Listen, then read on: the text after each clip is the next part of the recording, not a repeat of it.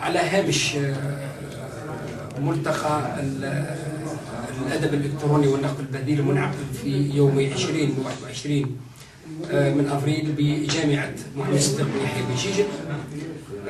نستضيف الأستاذة مها حسن القصراوي، وهي أستاذة في جامعة العين في الإمارات العربية المتحدة، لإجراء هذا الحوار الذي نتمنى أن يلم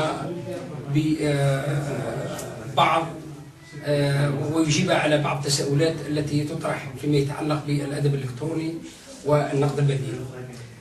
بداية الأستاذة، أهلا وسهلا بك في مجال أصوات الشباب. وكما هو معتاد نعرف دائما ضيفنا لقرائنا.